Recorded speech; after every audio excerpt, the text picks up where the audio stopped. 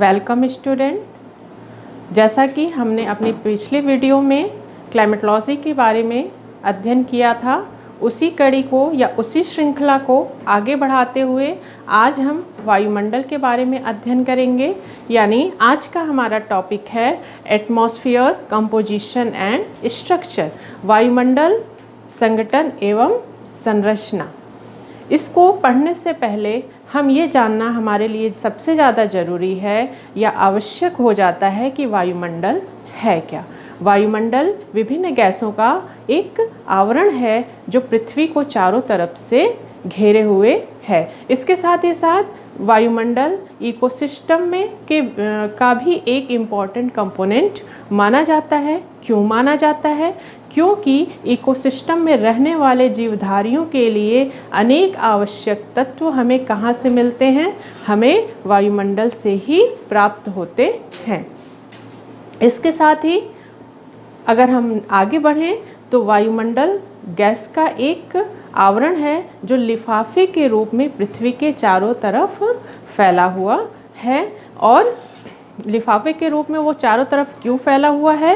क्योंकि पृथ्वी के गुरुत्वाकर्षण शक्ति के द्वारा ये बंधा हुआ है, या आप कह सकते हैं कि फोर्स ऑफ ग्रेविटी के कारण यह पृथ्वी का एक अभिन्न अंग बन गया है। वायुमंडल की जो वायु है वो रंगहीन, गंधहीन एवं स्वादहीन है।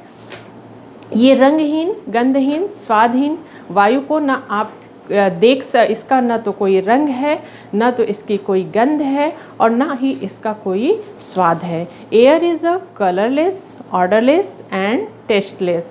आप ये भी कह सकते हैं कि वायुमंडल को हम तब तक फील नहीं कर सकते जब तक कि हम पवन को महसूस न कर लें।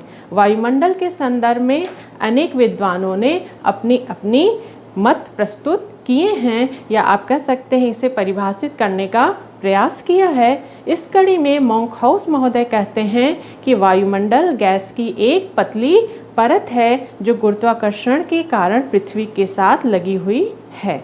The atmosphere is a thin layer of gas held to the earth by gravitational attraction. इसी में एक और विद्वान हैं क्रिसफील्ड महोदय। क्रिसफील्ड महोदय कहते हैं वायुमंडल गैसों तथा उसमें निलंबित तरल एवं ठोस पदार्थों का एक मोटा अनाच्छादन है जो पृथ्वी को पूर्णतः घेरे हुए है। The atmosphere is a blanket of gases and suspended liquids and solids that entirely envelopes the earth. इस प्रकार हमने देखा कि वायुमंडल विभिन्न गैसों का मिश्रण है। विभिन्न प्रकार की गैसें इसमें पाई जाती हैं जो फोर्स ऑफ ग्रेविटी के कारण पृथ्वी के साथ जुड़ी हुई है। जैसा कि आप जानते हैं कि अर्थ सरफेस पर, धरातली सतह पर सबसे अधिक गुरुत्वाकर्षण शक्ति पाई जाती है। जैसे जैसे हम धरातली सतह से ऊपर जाते हैं या जैसे धरातली सतह से हम गहराई में जाते हैं, फोर्स ऑफ ग्रेविटी कम होती जाती है। अगर फोर्स ऑफ ग्रेविटी धरातली सतह पर मैक्सिमम है तो इसका एक कारण यह भी है कि हमारा वायुमंडल जो हमारी पृथ्वी के साथ बंधा हुआ है या इसका एक अभिन्न अंग बना हुआ है, वो कहीं न कहीं गुरुत्वाकर्षण शक्ति के कारण ही है। इसके साथ ही साथ आप ये भी जानते हैं कि हमारी पृथ्वी अपनी एक्सिस पर रिवॉल्व कर रही है। वो रिवॉल्व करने के साथ साथ हम उस वायुमंडल भी पृथ्वी के साथ घूम रहा है।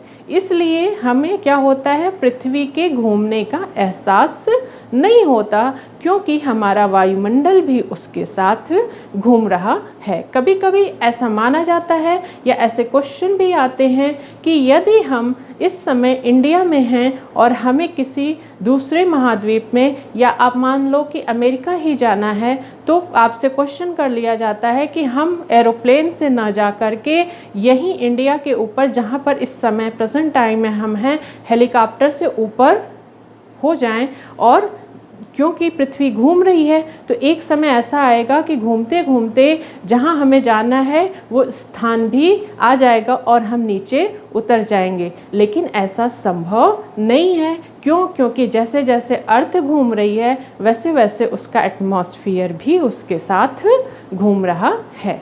फिर हमारा नेक्स्ट टॉपिक है ओरिजिन ऑफ एटमॉस्फेयर, वायुमंडल की उत्पत्ति। वायुमंडल की उत्पत्ति कैसे हुई, इसके संदर्भ में दो तरह की बातें की जाती हैं। एक तो आपका है एक्सोजेनस ओरिजिन और दूसरा है एंडोजेनस ओरिजिन। एक्सोजेनस ओरिजिन सबसे पहले हम देखते हैं। एक्सोजेनस ओरिजिन क्या है? प्रारंभ में ऐसा माना गया था कि वायुमंडल की जो उत्पत्ति है वो बाह्य तत्वों द्वारा हुई है।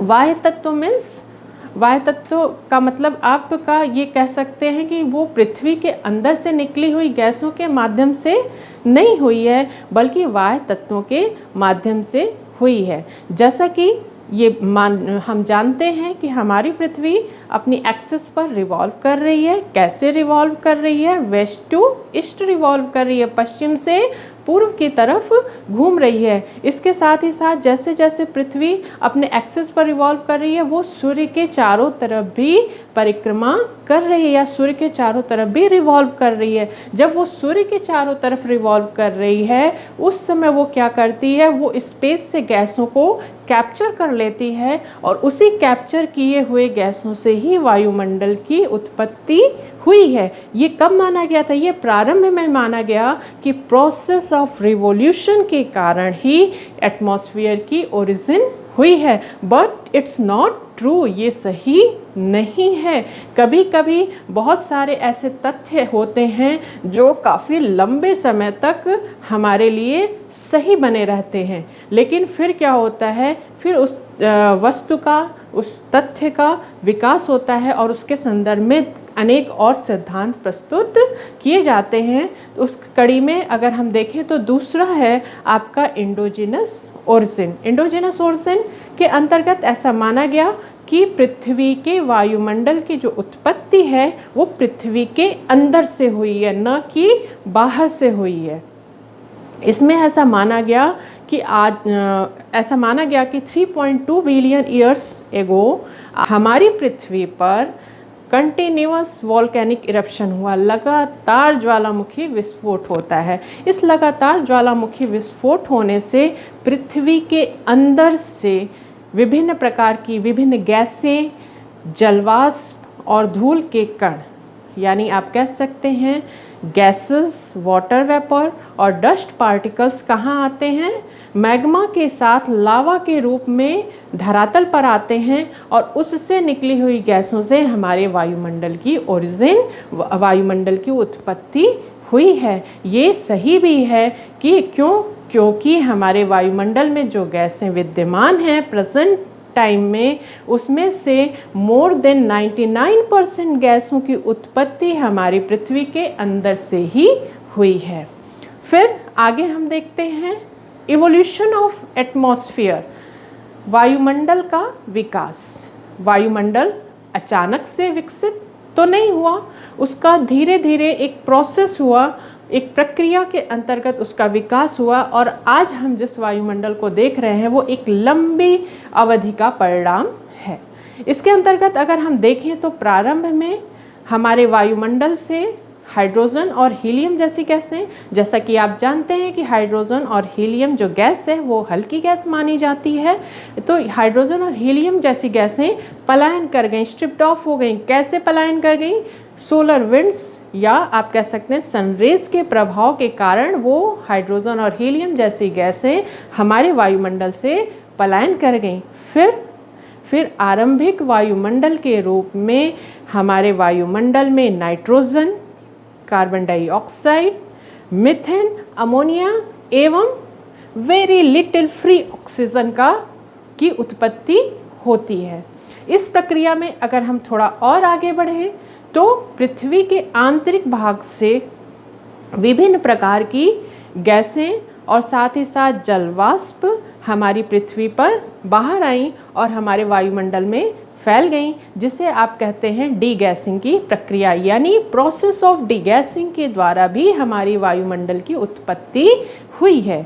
इसके साथ ही साथ अभी हमने देखा कि पृथ्वी के धरातल पर लगातार ज्वालामुखी विस्फोट होता है।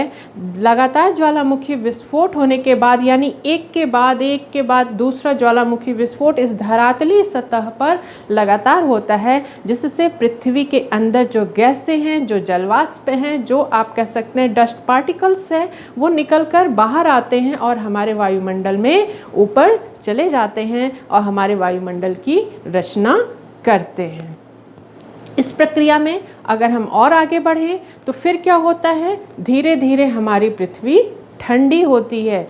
इस ठंडी होने की प्रक्रिया के अंतर्गत जो जलवाष्प निकला था, जो वाटर वेपर निकला था, वो क्लाउड्स के निर्माण में एक बेस प्रदान करता है, जिससे क्या होता है, क्लाउड का बादलों का निर्माण होता है और फिर वो उन बादलों का संघनन के पश्चात उनसे वर्षा होती है। लेकिन इस वर्षा से जो उस समय हुई थी प्रारंभ में, वो वर्षा हमारी पृथ्वी तक, हमारी धरातलीय सतह तक नहीं पहुंच पाती। क्यों नहीं पहुंच पाती?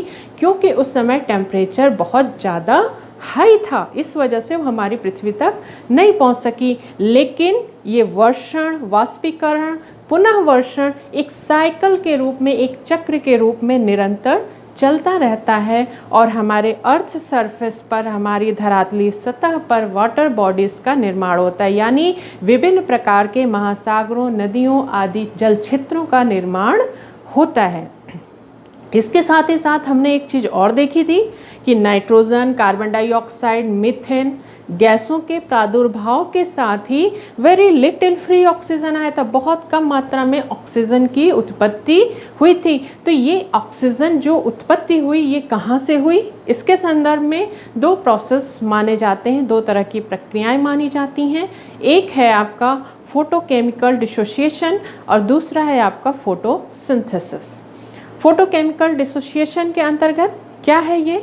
इसके अंतर्गत ये कहा जाता है फोटोकेमिकल डिसोसिएशन में जो अल्ट्रावायलेट रेज है, जो सूर्य से आने वाली अल्ट्रावायलेट रेज होती है, पराबैंगनी किरणें होती हैं, वो वाटर मॉलिक्यूल्स का क्या करती हैं? विघटन कर देती हैं। हाइड्रोजन और ऑक्सीजन के रूप में वो उसे विघटित कर देती हैं, उसका विघटन कर देती हैं, जिससे जो हाइड्रोजन है वो हल्की गैस होने के कारण वायुमंडल में काफ़ी ऊंचाई पे चला जाता है और ऑक्सीजन वहाँ पर ऊपरी वायुमंडल में रह जाता है। लेकिन इसके माध्यम से ऑक्सीजन बहुत कम मात्रा में हमारे वायुमंडल को मिलता है। तो अधिक मात्रा में जो ऑक्सीजन हमारे वायुमंडल को मिलता है वो किसके द्वारा है? फोटोसिंथेसिस के द्वारा, यानी प्रकाश संश्लेषण की प्रक्रिया के माध्यम से ही आज वायुमंडल में जो ऑक्सीजन है वो बना हुआ है।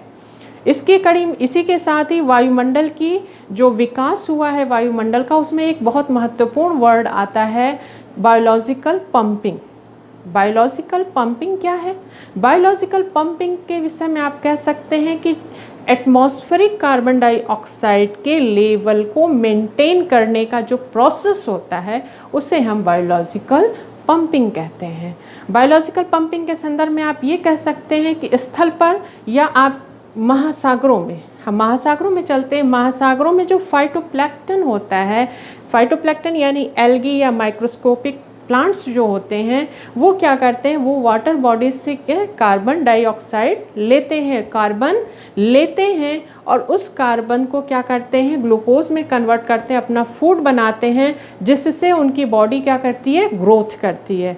एक समय ऐसा आता है कि उनकी डेथ हो जाती है। डेथ होने के पश्चात, डिकम्पोज के पश्चात वो क्या होता है? उनका ओसनिक फ्लोर पर वो बिछ जाते हैं। यानी इससे वायुमंडल का कार्बन डाइऑक्साइड का जो लेवल है वो भी मेंटेन रहता है।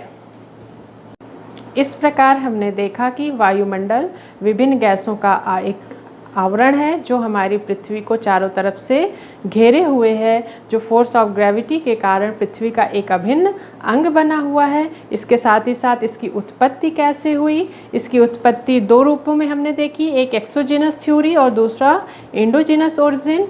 इसके बाद हमने देखा कि वायुमंडल का विकास कैसे हुआ है, अब हम अगले अपने वीडियो में कंपोजिशन ऑफ एटमॉस्फेयर का अध्ययन करेंगे। तब तक के लिए थैंक यू।